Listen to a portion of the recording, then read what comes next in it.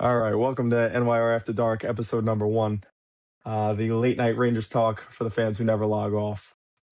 This being episode one, kind of just to speak to why we started this podcast briefly, because we know that's not what everybody's here for. Our goal with this was kind of just to start a community and make Ranger discourse a little easier and give another outlet for you to talk with a couple of people that almost feel like just your friends talking about the Rangers. Yeah, we basically want to build a community where everybody can converse about the Rangers, talk about whatever's happening, what we think should happen, anything like that. Yeah, so we got a good episode today. First thing we're going to talk about is we'll talk about everybody's favorite GM, Chris Drury, and what he's going to do on Friday. Then we've also got a trade proposal from our friend NYR Louie, which shout out to him. Thank you for doing that. That was awesome. He didn't really need to do that, so we appreciate it. We're going to talk about some takes that may or may not happen before the season starts, and then we're going to top it all off with the message to Chris Drury, personal message from each of us. So, without further ado, let's get into it. So, Ivan, we've got pick number 5 on Friday. I'm going to need a player you love. I'm going to need a player you can live with. And I need a player you're just like, I don't want that. I want nothing to do with that. Give me your love for pick number 5. Starting with the love, I feel like this is everybody's love. They would love to see the Rangers draft Vigo Bjork. The Rangers have, for whatever reason, never prioritized centers for their high picks. The last center we drafted was Leos Anderson in 2017 at the 7th pick. And as everybody knows, that was an absolute disaster. That was a bust. And then prior to that, it was JT Miller at the 15th pick in the 2011 draft. You build Stanley Cup contenders down the middle of the ice. I don't understand why the Rangers don't prioritize this position. We have no center depth. I mean, we haven't had center depth in our prospect pool in a while. Noah Laba was just I don't even know what shining star in our prospect pool that not really anybody saw coming. He came into camp, obviously made the team, and he played pretty well all year until he got hurt and kind of got demoted to the fourth line after that. But yeah, so like we just don't prioritize it. And if you look at our team, our core, the oldest players in our core are down the middle. We got Mika, JT, going to be like 33, 34. Trocheck's going to be 32. Like if you bring Bjork in, you can put him as a third line center, and then when they, age out, whatever in 1 to 2 years, because Mika's probably not going to be a first line center for another 2 years. And JT, as you can see, he's already slowed down a lot. Like he's a second line center.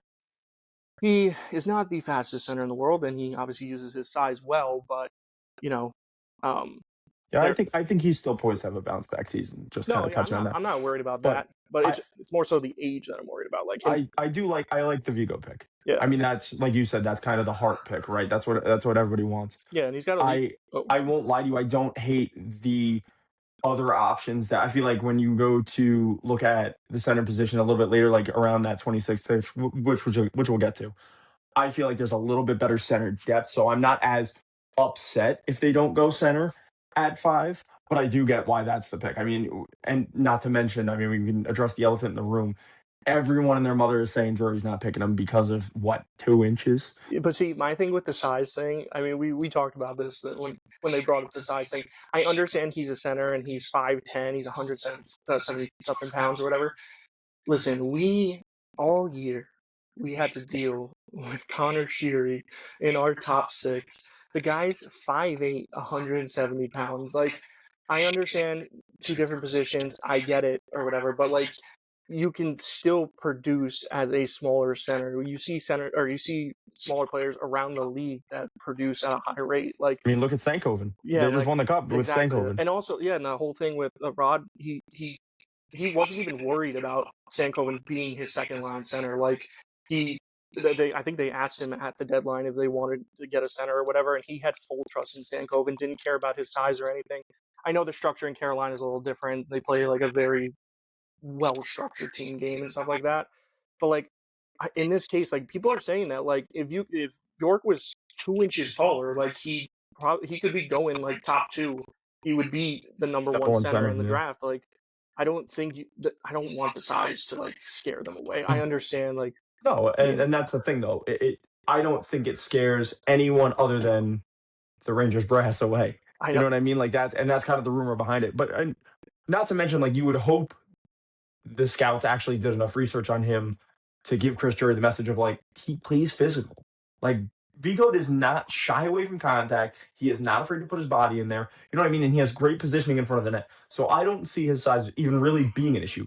Is he the best skater? Absolutely not. That does But become a that's little bit of an issue, wait, which we know. hey, that's our MO though. I know, which So is our really, MO a little bit. really, he really does fall underneath He what does. He's we. just not 6'7". Yeah, exactly. But no, I agree with you. I love the Vigo pick, and I think if it was anyone other than Chris Drury in the making that decision, I think that's probably the pick. Yeah, and like one more thing about his size, like I feel like he plays his size very well. Like he wins puck battles, he plays well against the wall and stuff like that. That's what I Uses was talking about with yeah, him playing physical. You know, yeah, he uses his lower center of he plays bigger. gravity. He plays 6'3", 6'2". You know what I mean? Yeah, So and like I said, like like Rangers have a lot of holes, like specifically at center, and Fox and Gavrikov are really our only two like solidified D men, and we need D men as well. But I just Stanley Cup contenders are built down the middle, and we are in a retool.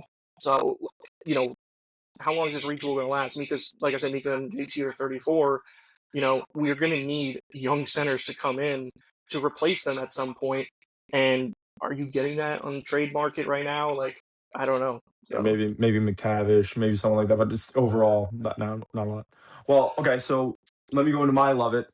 You know, the player that I would love to see, and I'll give you this. I went a little more realistic because I had a feeling you were going to pick Vigo. I went with Carson Carls. I think Carson Carls is without a doubt the most well-rounded player in this draft. And that includes forwards and defense. I really do. He's a phenomenal 200-foot player. He's got a great offensive upside, but still so stout defensively and knows how to play his assignment. And I think that's so important. And if you watch any of his highlights, he's so calm. He is so calm with the puck.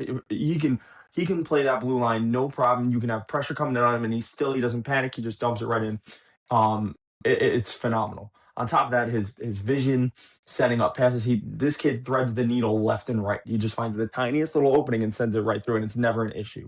So I think he would do really, really well in a role where, he gets to be the play driver, but isn't like fully relied on like an Adam Fox or like power play who requires power play time. Like I don't think Carl's is that type of player. I think Carl's is he can run the second power play if we want him to, but if he doesn't get it, I don't think it'll be a problem because he could also be on the PK. Like this is a well-rounded player who can kind of play anywhere on the ice for you. And I think he's the easy pick, especially when you compare him to like the other guys around there. I don't know if this is a straight comparison, but like just from how you explained it, it kind of sounds like what Owen Power is for Buffalo, Yes, where like yeah, very similar. like he was drafted number 1 overall, obviously, but then you have Darlene in front of him, but like you can let Darlene do all that work like Fox would do for us technically. No, and not even to mention like he's more physical than Power. Like that's a guy like Power's got a big frame, and that's a guy who should be physical, but he's really not. Carl's like he doesn't have a huge frame. He's taller, but he doesn't have a huge frame, and he plays so physical. Like this is a hockey player. You know what I mean? Like you get guys who typically play that type of role on the blue line that aren't physical, that aren't they're we'll get into it, but more like an Albert Smith's where it's like it's less physical game. And Carl's has that. He's physical. He has offensive upside. Like he's got the all around. So I think if we are going defenseman and we're presuming Reed's gone, I think Carl's is the pick. I think it's no question. I don't think I have an issue with, and we'll talk about Smiths, but I really think Carl's is the pick there for me. This didn't he grow up on a farm? He did, yeah. He's a farm boy. So he's got farm strength. So He's like, got farm strength. That was one of the scouting report things too. It was one of those stupid quotes. Yeah, you never got to worry about his strength. He's always got that farm All right, strength. All right, give me your live with it. What the player you can live with at 5? At 5, I'd say Albert Smits. And I say this because out of all the defensemen, like he's probably the most NHL ready, and specifically with this retool that we're going through, and it's because it's not a rebuild. Obviously Smits can probably come into our lineup faster than anybody else. I don't want to say that he would come onto our NHL roster right away, but like he can definitely come to the NHL or AHL, play a few games or whatever, and then get called up. So I feel like with how I don't want to compare him to Leos Anderson that year because he was an absolute bust. Well, I would say that, but the Rangers, obviously, when they're like, oh yeah, we want to retool, we want a player that can play right away, you typically try to go for the most NHL ready players.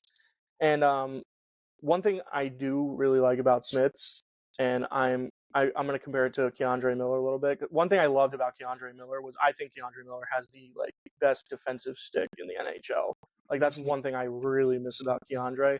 I know he had a very rough year and a half before he left, but like when he was using his common sense and used his stick, like he has such a long reach that like it's hard for players to play against him because it's hard to like get around him and stuff like that. And Smith has a very good defensive stick. So and then like I said, he played for Latvia, right? Yes, Yeah, Latvia. Latvia, yeah. So for World Championships, like he played for Latvia. He's a minutes eater. He's good on defensive pressures. Like I feel like he's a good D-man for us to draft right now, and for our retool, he would kind of make the most sense in that case. I like Carl's. To be honest, I'm fine with either one of them. Carl's is just going to take a little bit longer to come to the NHL, so it's just And you think it's more likely that they go with Smiths because of that. And I agree with you. And I actually also have Smiths for my live with it. For kind of the same reason, right?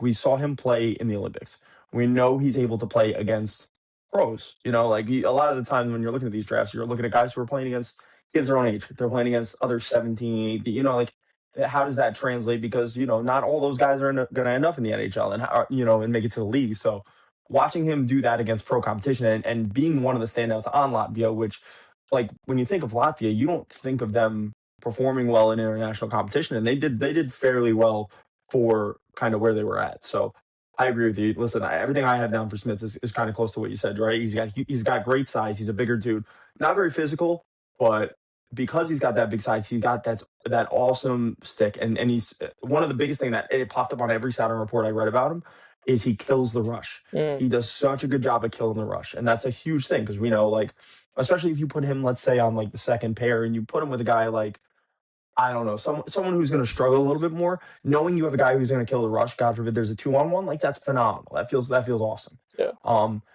I will say the one weakness that again is popping up on all the scouting reports for him is he's very offensive minded. Which is awesome. He jumps into the play a lot. Yeah. Right, he jumps to play a lot. He gets caught looking a lot. One scout, and I don't remember who it was, someone mentioned that they witnessed it 3 or 4 different times that he would think his team has secured the puck in the defensive zone, and he takes off, and then they don't really have it secured, and now you're down a D-man. Yeah, and that can be a little tough, and I don't love that. But again, like, we're saying he's NHL ready, but does that mean he's fully refined? Absolutely not. So I don't think there's any prospect here that's fully refined. Even McKenna's going to come in; he's going to struggle. Absolutely, absolutely. So I love the Smiths pick. For live with it. Yeah, one thing about like also Smiths, like he's 6'3", so obviously, like we said, he has the size, and like I said, like he would also come in being a minutes eater, and then if he, say for example, he does like obviously jumps into the rush or whatever. I don't want to like pin a defensive defenseman to him, but if he does have a defensive defenseman to his right, because he's lefty. He's a lefty. Yeah. So if you have him on the defensive defenseman on the other side, like then he can jump into the play, and we need that. Like we don't have that on our team other than Fox, who can like jump into the rush and stuff like that. Everybody else, we don't. That was a problem we saw all year. We had no one who could break out the puck to us or anything like that. I mean, we talked about this year multiple times. How many breakaways did the Rangers have this year? Like it felt like it was like 2. Like you never see that, and one reason why you never see that is because we don't have defensemen that can make a breakout pass. And if we did, it was one dude. Yeah, it was one player, and that was it. So it'll be nice to have another person joining them, and hopefully you get him with an offensive line or a forward line, better yet, that is willing to kind of take a backseat to him, like if he does end up jumping up at the rush, which I think, we have some players that are like a Cooley is a great guy that I think would do that no issue, Yeah. So it would be nice. I agree with you. Yeah, because also like if you think about it, this past year with Gavrikov, like one thing that Fox needed was he needed like a defensive anchor on his pairing because no offense to Ryan Lindgren, but the dude everybody was nutmegging him. Mud. Like he was like stuck in the mud. So like we had to get Gavrikov for Fox to kind of produce offensively more, like have that freedom to do that. So like maybe that's something Smith would need, just another defensive defenseman on the other side, not Schneider, but anybody else. Yeah, we're hoping not. Yeah. All right. So we got our love it. We got our live with it. Give me your hate it. And I know this is this is tough because right with the fifth overall pick, it's really hard to find a player that you hate, right? Because when you watch all the clips, you do all the research, like they're all good players. You know, nobody's doubting that, but who would be someone that you're like, why, Drury? Why? Because it's a retool, I'm going to say Keaton Bearoff. Because I feel like he's more of a project. He's more of a raw talent. Like, he needs time to develop. And in the retool sense, he just does not make sense for us to have. I know he's like, his size is great and stuff like that. Like, Drury's just going to drool over that and stuff. But it just, this is why I hate Drury, or not I hate Drury. I hate that, like, I feel like the definition of the retool is just no one like Blurry. yeah, It's a gray area. exactly. Great. It's a gray yeah, area. Great. Yeah, blurry and gray area. Like, I just feel like Keaton Bearoff doesn't fit that right now. I agree with you, and it doesn't fit the vision. Yeah, if we were going for a rebuild, and which sucks because like as a player, I think he does kind of fit the vision a little bit. He's he's a two-way, pretty physical, good shot. But you're right, he's so raw. Yeah, he's got a nice shot. He's so raw; it's going to take so long. So I agree with you, and obviously if we're going with that, the opposite end for Smith, where it's like, we're looking at him because he's NHL ready. I agree. That's also another thing is like Carls and Smith. Like, I feel like they're. I give Verhoff credit for jumping into a harder league or whatever, but like he struggled. So like if he was to come over, like that just shows that he's going to need that development more. No, 100%. And obviously I think he's going back to college. He goes to North Dakota, I think. Yeah.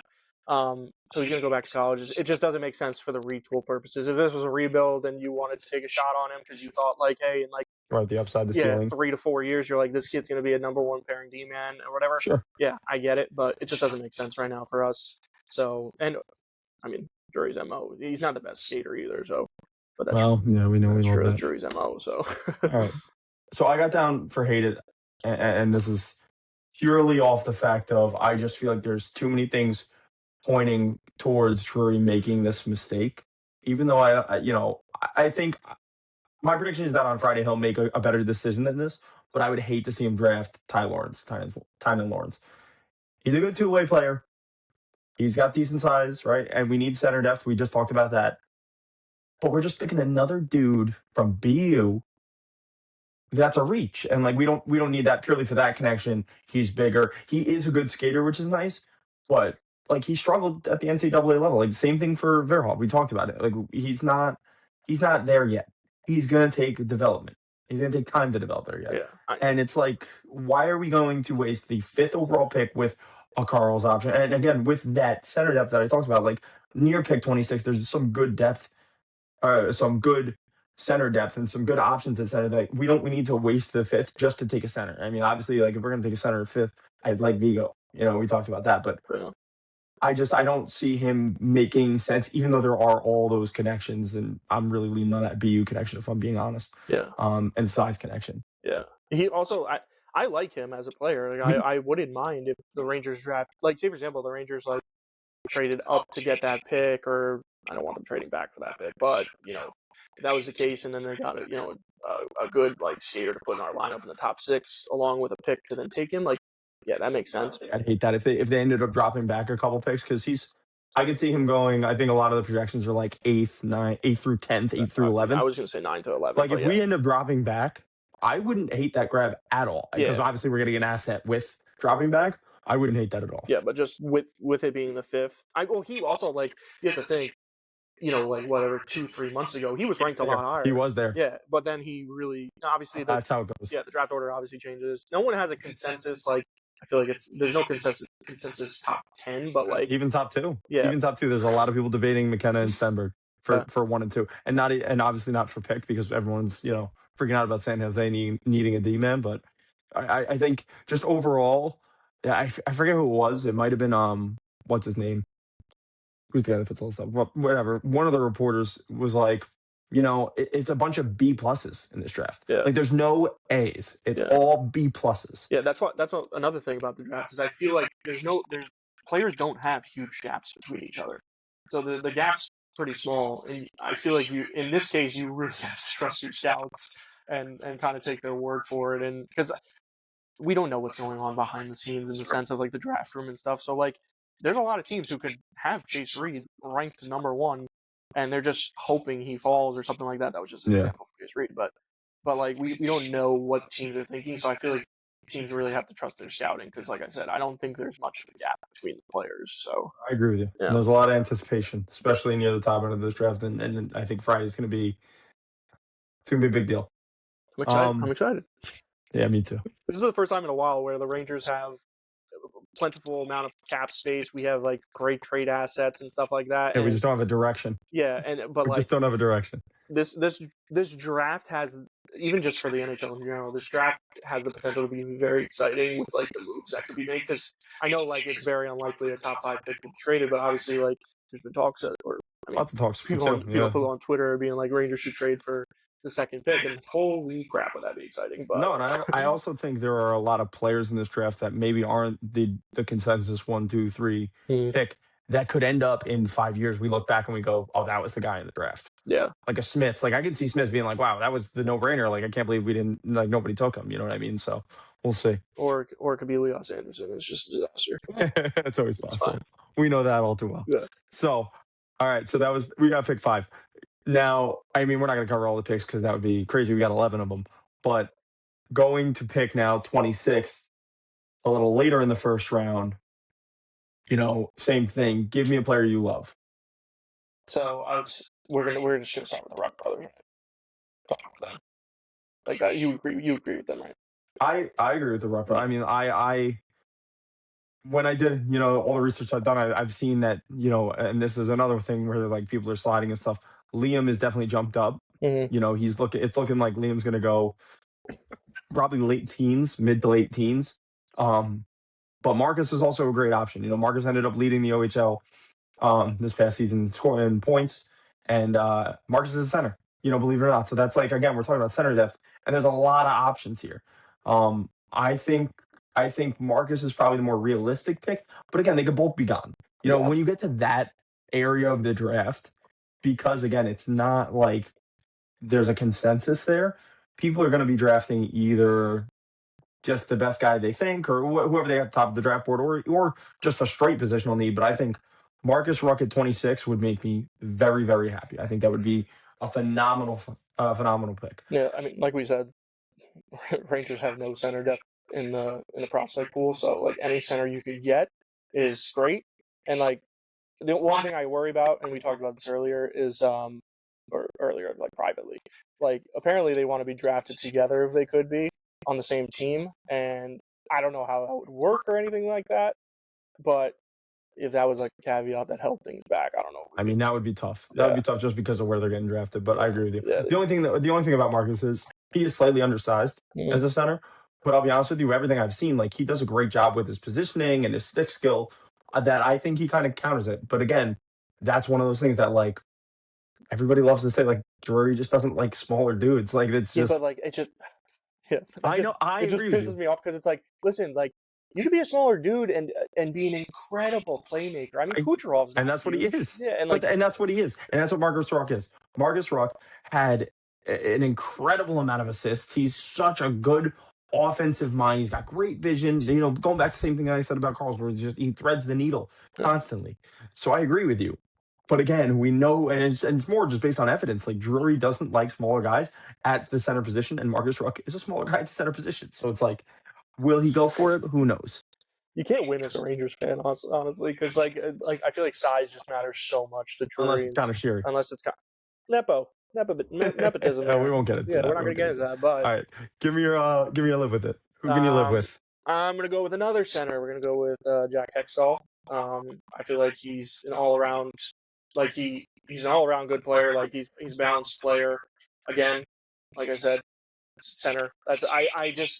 I know, like I said, I know we need defensemen and stuff like that, but my mind automatically goes to center and just fill that pool as much as you can, because also, I'm not saying we would draft a center and then trade him down the line and stuff like that, but center prospects are usually more attractive than other prospects and stuff like that. So like, I just really want the Rangers to fill their center.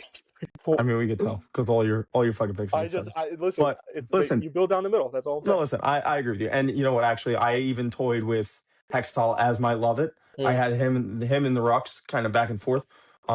I just think he fits what they're looking for. Yeah. He's a super well-rounded player. He was point per game. Um, Great off puck positioning. That was one thing I noticed in all of his highlights and film. He does a great job of just putting himself in a great spot to score, or even just to set other people up. You know what I mean? So I absolutely don't hate him being there. I think that's a great pick. He's projected as a top six center, and he's got a pretty high floor. He's got pretty good skating, pretty good handles. Like he does really well in tight space. Everything's balanced for him. He's So. balanced. He is like what you want in a prospect because it just feels so safe and so smart at the same time. Yeah. So I also, like I said, I don't even want to just say he's my live with it player because he's also kind of my love it player. Like I'd be very happy with either one. Yeah. I like I said, like I would just love if the Rangers also drafted someone with a high hockey IQ because I feel like that very much matters. Yeah, but you got to be careful with that term because that's what everyone says about every prospect. Everyone's like, oh no, I'm just Gabe saying. Perreault came in, high IQ, and I'm not saying Gabe Perreault doesn't have a high hockey IQ, but like I'm looking at people in the fourth round and they're like high hockey IQ here, and you're like, yeah, no shit, he's getting drafted into the NHL. He's probably got a high hockey IQ. Actually, it's funny you said Gabe because that was the first person I thought of when I said hockey IQ. Me too, because that's like my image of it. But it's either way. Just like another one is just like Braden Point from Tampa. Like he's good because he has a good hockey IQ. Of course. Yeah. Again, they all do. I mean, they're in the NHL. Yeah. All right.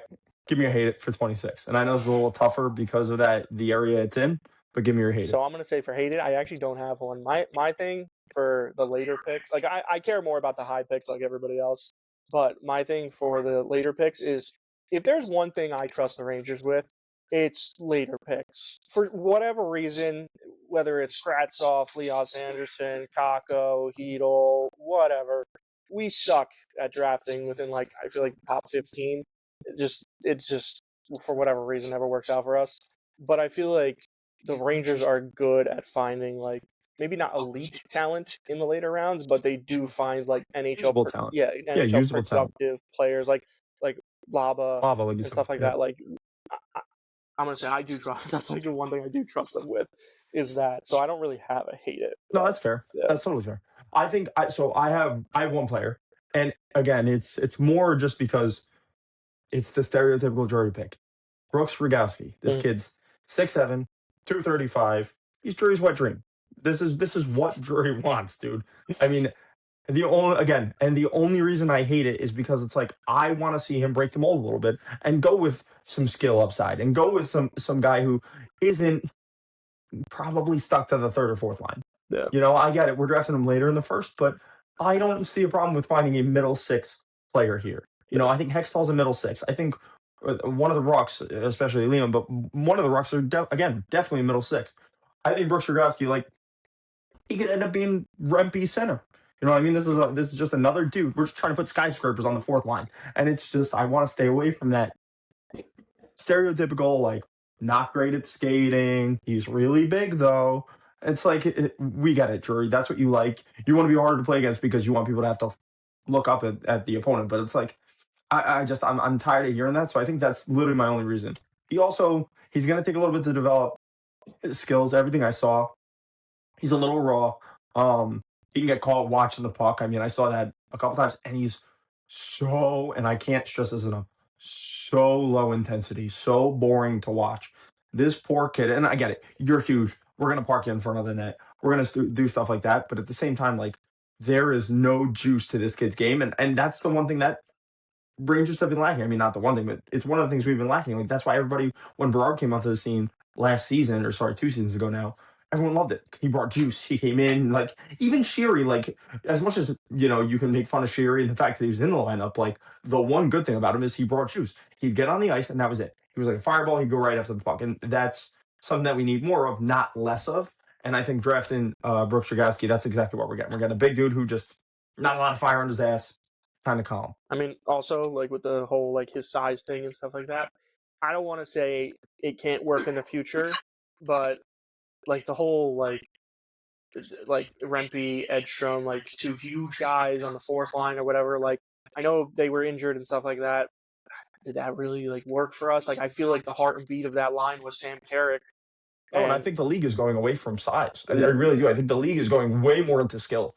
And I just think that's just a product of how players are kind of being developed now. Is just high skill. Well, Like it's even all, bigger dudes are having more skill now. So if you're getting a big dude with no skill, it's almost like, all right, well, yeah, what are you good at? You yeah. know? Also, it's just, I mean, the game's already fast as can be. So it's just like when you do have bigger guys, like, and you have a slower team, like it it doesn't, You're left in the dust, yeah, it doesn't always work. essentially. So No, I get it.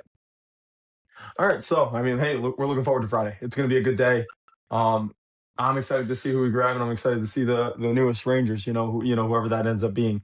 yeah, And let's just hope Drury doesn't fuck it up. yeah. Like I said, this could be a crazy draft. Who knows what happens? But I agree.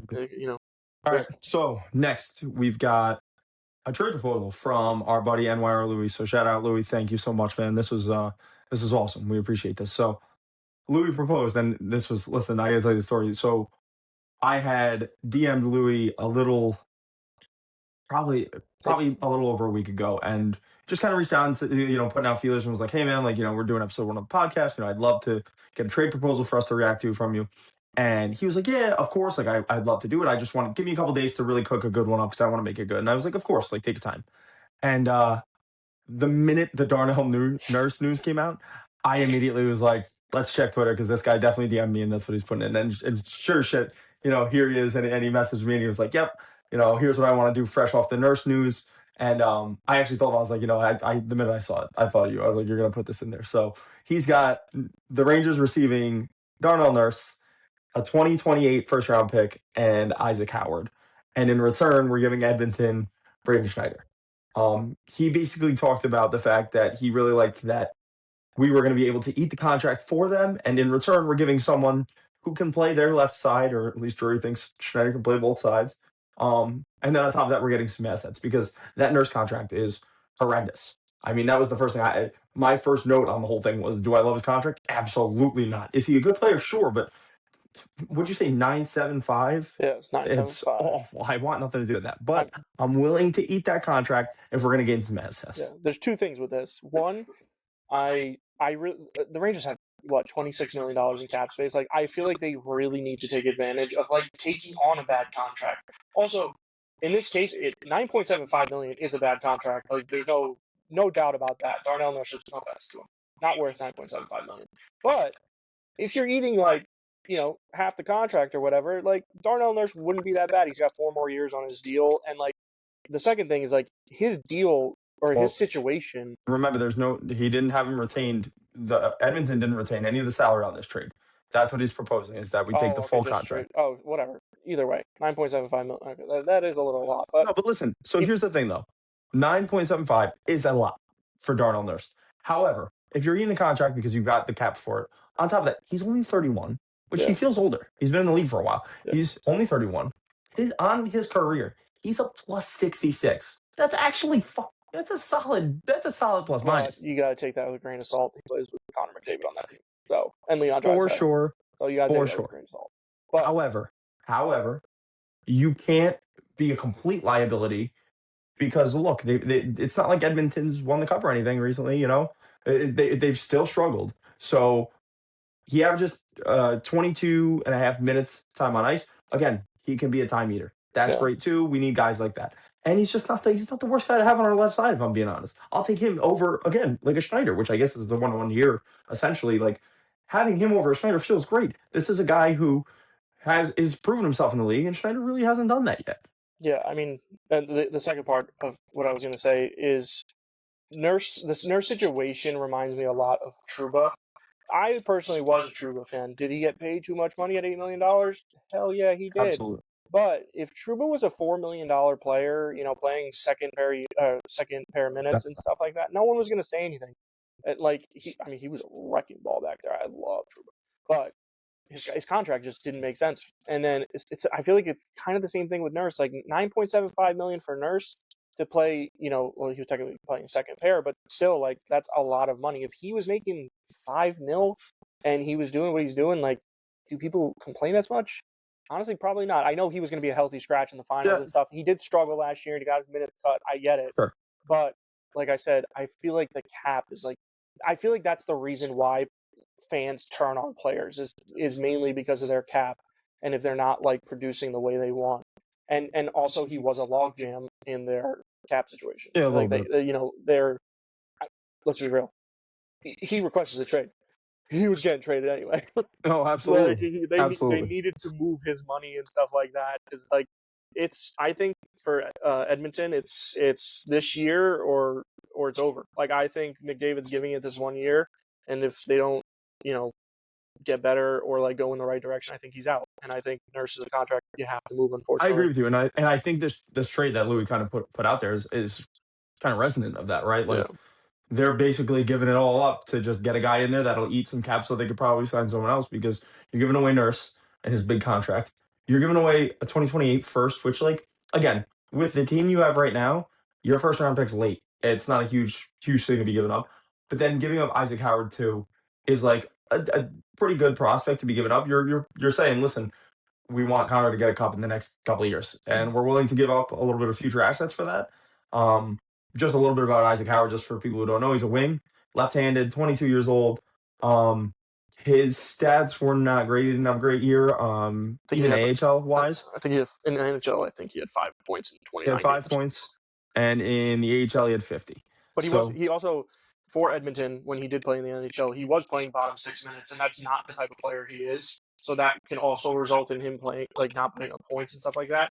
So like if we were to get an Isaac Howard, you have to give him like I don't want to say top 6, maybe top 9, but probably middle 6 minutes, and kind of let him go out there and like extend his leash a little bit. He is one cocky guy, so yeah, we all know that. so Listen, he's a phenomenal skater.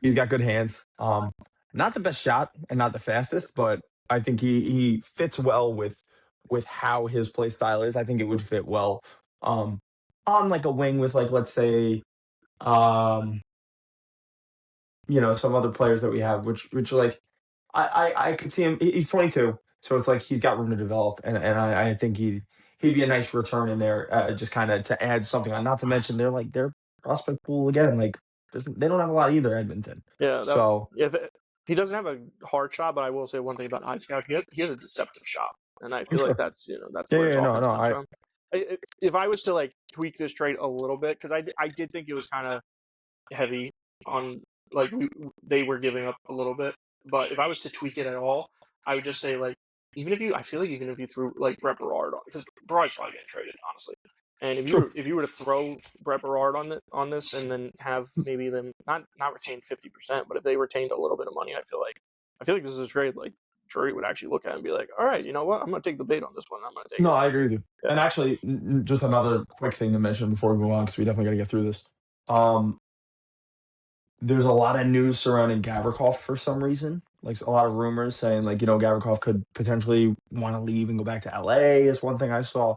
we I don't know. Listen, I don't know how much weight there is to any of that, but it definitely wouldn't hurt to have a Nurse come in, which is like a veteran dude who knows how to play in the NHL on the left side. It's just a nice little insurance policy, you could say. Not that he's the same player at all, and we're definitely not getting someone as defensively stout, but at the same time, it's better than what we have right now, right? On the yeah. left side. We don't really have much else. So It's also another thing. It's just I feel like the Rangers love having these players, but like if Nurse is on the ice, no one's messing with your team usually. Like he'll beat the crap out of you. So I feel like that's another quality I yeah, we like don't about have a him. lot of that. Yeah, If I I'm feel being like the honest. league just doesn't have a lot of that, honestly, and I wish you can get more of that Yeah. in the league. So But so overall, give me your take on the trade. What do you think? Just to summarize it, I mean, cut and dry. like I said, I like the trade. Like I don't know what the percentage chance it would actually happen because as sad as it is, he gets to pick where he goes because he has his trade list or whatever. But I honestly I do like the trade. I think it would actually make sense. I also for me with Schneider, I don't want to sign Schneider to like a $7.5 million deal. Like I don't at all. I mean, like you make the joke all the time that whenever he takes a shot, it just goes right into someone's pads or whatever. Yeah, right into the shin pads. Like This guy's a heat-seeking missile for the shin pads of the yeah, guy from. he like when he first came into the league, everybody's just like, "Oh, he's a baby Truba. This is so cool." That's died for me real quick. Yeah, I don't know about all that. Yeah, But I have the same thing. I like the trade. yeah, I think if this got proposed and and I was in Drury's ear, I'd absolutely be screaming to take it. The return is phenomenal. just like you said, I don't know if they're agreeing to all of that just to dump Nurse, Mhm. but if they were willing to, then I'm on board 100%. I mean, So it's also my biggest thing here is also like I'm willing to take a ticket on Isaac Howard. I mean, like I know he hasn't proven it in the NHL or anything like that, but he's also just another young winger that we can add to our lineup. And you never I know what a change of scenery can do too. yeah, exactly, You never know. and it's It's an just like, opportunity. and like right now, our two definitive offensive wingers are Gabe Pro and Laugh. Outside of that, like Cooley. I love Cooley. Cooley's not a second line winger No, to he's no, me. listen. He's a low end second line, but a high end third. Yeah, I on a agree. Stanley Cup contender, No, he's third. He no, has to I be know, third but on the like you stand. give me Cooley on a defensive line with like Oh, let's just say it's like Lava and Cartier of that line. I would love that absolutely. line. That's a great line. Yeah, so like we need to like infuse some offensive wingers into the lineup, and I would take a chance on Isaac Howard. And when he was getting traded out, or when his whole issue with Tampa happened, I remember like I was just like, I wonder if the Rangers could trade for him because that would be a good gamble bet. It's just like when Drury and during the season like taking gambles on like Cartier and stuff like that. Like this would be Waivers, but but that's what I'm saying. Like this is just a trade scenario, but like look at what happened when we got Cartier off waivers and look how well that worked. It's just like why not? Imagine it was Brendan Othman for Isaac Howard at the time. I mean, that would have been a steal. That's We just know like, how often it yeah. is. And it's funny that the trade did not work out for the I know. Oilers, but yeah. Listen, it didn't work for anyone. All right, Yeah. so Louis, thank you so much for the trade, man. That was awesome. Yeah, appreciate that. Next week we're gonna try to get someone new. Let's see what we can get. And then I'm sure it'll be cool because next week we'll actually have after the draft. So we'll see what that brings. All right, so moving on, we've got takes for the off season / draft. Whatever you want to say. Give me your safe take. I want to take that. This is gonna happen. This is it. Oh, like bold or safe? Safe. I want safe. Okay, safe. I want safe. Give me your safe. So it's gonna happen. This is. I'm saying this because it annoys the hell out of me when I see. I mean, I think every time I see one of these on Twitter or like whatever, I send it to you and I'm like, what the f is wrong with people? Like, why? Listen, guys, the Rangers are doing a retool. They are not rebuilding. Okay, Fox and Laugh will not be traded from this team unless Fox requests a trade or we trade Laugh for like Jason Robertson or like an elite talent. Like it doesn't make sense for us to trade either of the two players, especially Laugh. He's a young Montreal winger. fans love trading Laugh to them. Loves trading Laugh to themselves. Like the amount of times I have sent you a tweet where a Montreal fan is just like, "Oh, like you give us the 5th pick and Laugh, and we'll give you like Haig. Yeah, Third Haig. Or not. Sometimes not even Haig. It's like depth players and like their pick or whatever. And I'm like, what are we doing here? Like, also like this one I hate even more. And this must be coming from San Jose fans that I don't even know. They are just uneducated about the NHL. Like Fox and the 5th pick for the 2nd pick. Like the amount of times I have seen that trade scenario is a joke. And I don't listen. Fox is very much underappreciated in the NHL. Absolutely. But absolutely. I don't know what kind of drugs you're smoking to think that the 2nd overall pick is worth Fox and the 5th. I'm gonna give them the benefit of the doubt and say a lot of it is recency bias because of injuries. I know. Listen, I'm on your side here. I know. I'm 100% on your side, but playing devil's advocate, that's where you're looking at a guy who didn't play a lot this season, and when he did play, let's be honest, he was playing with injury and it was underwhelming, right? I think it stays that way? Absolutely not. However, that's why they're doing that. I know. I understand that slightly more than Laugh. There's no one's trading Laugh in here. I don't give a shit how bad he's done and how much he hasn't lived up to his first overall expectations. He is not getting traded. And I just, like you said, I just can't stand the Montreal fans. They're just throwing it in there and every time. I get that he's French Canadian, and I will admit 100%.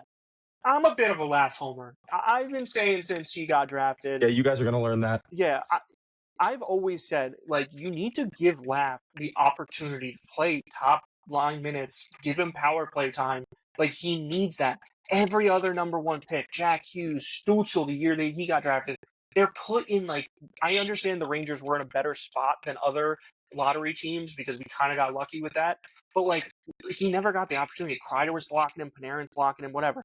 This was the first year that he got first line minutes consistently. Wasn't even a whole year. Yeah, I know, and then for the power play especially, he got power play time on the first unit, and like the second half of the year or whatever with Gane and Mika, he was. That Dude, line's great. Laft's net front presence is actually wild. He has great hand-eye Well, they coordination. said that he had been working on that Yeah, he's quite not a bit. That was Sully's like main focus with him. The minute Sully got in was getting him at the net front and working on tips and deflections and just hand-eye. And I love that because listen, Kreider was that for us for so long. He was one of the people blocking Laft, and Laft proved to me this year because I always said I was just like, why don't you put Cooley in front because he's a big boy. Yeah, he's big. But like, Physical. but then they put Laft there, and I was just and. I mean, some of the deflections he had this year. No, his positioning's phenomenal. One specifically that I remember was when Mika was skating the blue line and he was skating to the left, and he took a shot and Laft was 2 feet to the left of the net, deflected it, and went. Yeah, it was nowhere near. Yeah, I remember that. And I was just like, I remember who that was against. I was like, but that the was hand-eye phenomenal. and the coordination you have to have for that is great. And I'm so tired of seeing the Falcons last trades like they're a joke. No, I agree with you. If it's a rebuild, I get maybe doing Fox, but Laft doesn't make sense. And I'll tell you what, that feels very, very safe to me. Very safe. So I like that. If it's not safe, Yeah, we got bigger problems. Yeah, we got bigger problems. Then that retool letter was bullshit. Yeah. All right. So for my safe take, it's actually a little less safe, but I still feel good about it. I think between the draft and the offseason, in either one, I think Drury's going to add someone who belongs there into our top 6 for forwards. I think more than likely it's going to be through like the Schneider or the Trocheck trade. But it could also be, God forbid we do take that trade up to San Jose and take the second overall. I think we're going to add someone to that top 6 that belongs there. It could be UFA, RFA, it could be whatever. But I think he adds someone. Purely for the fact that we need to. We literally need to. I know they talked about, we need bottom 6 players, and I don't know what the end of season thought process was. We're like, I agree with the puck moving defenseman, but they're like, we need bottom 6. We have plenty of bottom 6. Phenomenal bottom 6 players. Love them all. We need top 6. We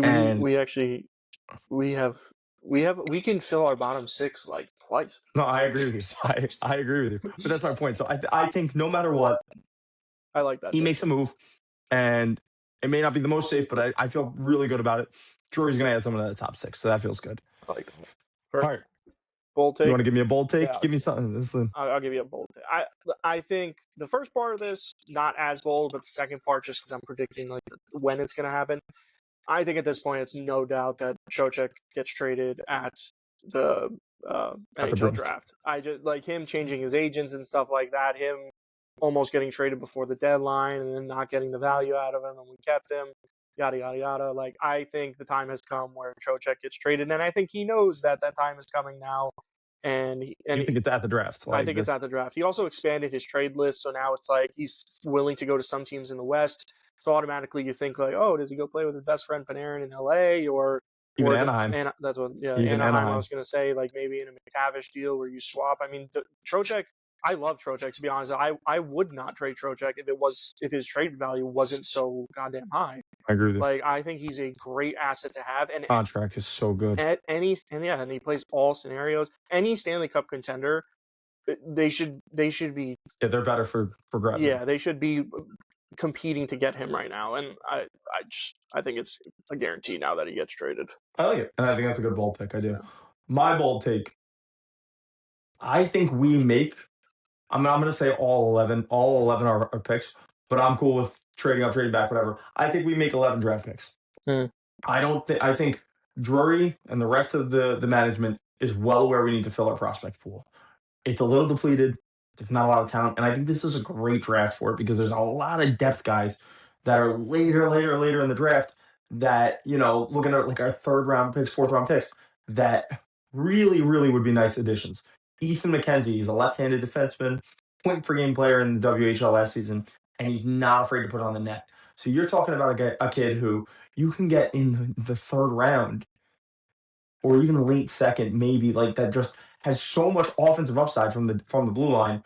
Like we got to make these picks. These are the guys that, and like you said, I trust them with it, and I trust them to find these types of players. So I think we make all 11 picks. I think they have faith in their later round picks. I think we make 11 picks. Another guy too, actually, just to mention, um, Axel Elofsson. I'm probably pronouncing that wrong. Right-handed defenseman, undersized, but like a very fox-like player. Like over a point per game in the Swedish league, playing against men, not against kids. Like this is he's got offensive upside, and again, a late third rounder for this guy. Like that's a steal. It's an absolute steal. So I think this is the draft where we need to take all those picks and make them. Let's try to keep as many as possible, refill that prospect pool. This way, yeah, sure, it's a retool, but you're not screwing yourself for the future, Yeah, right? but I honestly, I'm like, it doesn't matter to me in a sense. If they could trade for like a roster player and they need to add a pick to it, whatever, I don't care. Sure. But at the same time, you make a good point where like we do need to fill our prospect pool because it is barren. So, and a lot of our, no offense to the prospects that haven't, worked out, but there's a lot of you. So I agree with you. So yeah, that's my bold take. I think we make all 11 picks, or yeah, at least 11 total. yeah, All right, let's cap this off because we're getting pretty long here. yeah. Give me your personal message to Chris Drury, and it's cool if you've got it pre-written. That's totally fine. Give me. I want it. I'm not here. It's you and Chris in a room, and he sat down and he said, "Ivan, give me what you got. What do I need to do?" If we're in a room together and the doors are locked, I might ask him to fight first, and then I'd give him his letter after he's on the ground. But listen here, buddy. There are a lot of Ranger fans who have jumped ship on you and hate you and think you are a horrible GM and everything like that. You really didn't handle certain situations well, starting with Barclay Goudreau, then Truba and Kreider, and your dumb letter. You're new. You're a rookie GM. Let's be real. You're trying to learn as you go, and I hate those things that you've done, but I also feel like Ranger fans really ignore some good things that you have done, and I want to give you the props for that. Typically, when GMs come onto teams and stuff, they like to make their own team. They like to come in and because they don't want to win a cup and then have it labeled that like, oh, Gorton built this team, you just finished it off or whatever. Like they like to make their own teams. So like in 2022 at the trade deadline, you brought in Kopp, you brought in Vetrano, and I think you also brought in Tyler Mott that year. And we got to the Eastern Conference Finals. We went up 2-0 against the Lightning, and then we lost. But you did what Stevie Y never does for Detroit. You brought in pieces to help us win. So like I give you kudos to that. I think it was 2 years later or the year after or I think it was the year after, you brought in Tarasenko and you brought in Kane. Those were two huge additions. Kind of screwed with our lineup a little bit because we couldn't fit all the pieces in there or whatever. But like those were two elite players you brought in to help this core win a cup. And at the end of the day, as sad as it is to say, the core failed. Like that's just what happened. So basically, my message to you is before I jump ship on you, I'm going to give you like 2 to 3 more years to get this back on course and in the right direction. You're taking your time to make your own team, and you have every right to do that as a GM. But clock's ticking, buddy, because you destroyed our locker room and stuff like that. You were cutthroat in the wrong way, not where like how the Golden Knights kind of are, where I don't know, they're cutthroat, but it works out better. You got to learn from your mistakes here, and I'm giving you 2 to 3 more years to really figure your shit out before I'm like, all right, can I get out? Because a lot of Ranger fans, they already want you out. But I have faith. Not that much, but I have faith right now. It's really nice, Ivan. Thank you. I think just being optimistic. I think Chris is going to hear it. I think he's going to listen to this podcast and hear it, and I think he's going to take that to heart. Yeah, I actually already sent him the letter in the mail, so we'll That's see. Beautiful. See if he it's like opens Santa it. Claus. Yeah, he's not. He worse doesn't bring gifts. He brings 6, 7 shitty skaters. Yeah, or just like destroys our locker room and stuff like that. All right, here's mine. Ready? I had to pre-write it because I really wanted this to come from the heart here. I said, "Hey, Chris, I just have a short and very to the point message from one guy who loves the New York Rangers to another guy who I know loves the New York Rangers. I know you catch a lot of shit from fans, but I know that deep down, it's because you love this team. And I think the amount you love this team has kind of screwed you over a little bit, right? You love this team so much that you want to see them in the image that you have created for them. This hard to play against, hard nosed team, and I totally get that because you're the guy in the seat and you're making the decisions. And why wouldn't you do that for a team you love if you think that is genuinely the best way possible to get to a cup? However, we need to break the mold a little bit. It can't just be big guys that are physical. It can't just be guys that aren't the best skaters. You've got to break those stereotypes people are putting you into. Okay. And I understand that you do a great job of not listening to the media, right? You don't do any fucking press conferences. I get it. Okay. You've got your vision and that's what you're trying to stick to. But we need skill. We need better skaters. And most of all, we need you, Chris. We need you to take a good, long look at the NHL and realize that your vision is not what wins the Stanley Cup anymore. I'm sorry. Players are getting way more skilled. That's the direction we need to get into. Okay. Thank you for all that you do, Chris. I know it's not easy being the fall guy for everyone. And I know you love this team, but please, for the love of God, just take a look in the mirror for a little bit.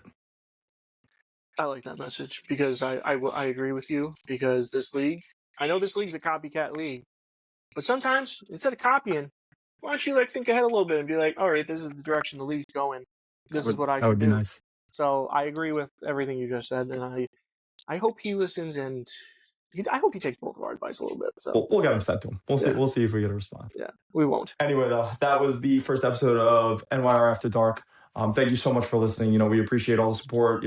Find us on Twitter, find us on Instagram, find us on TikTok. It's all at NYR After Dark. No spaces, nothing. And hey, man, we'll see you after Friday after the draft for some more Ranger late night talk. Yep. Thanks for listening, everybody. Thanks, guys.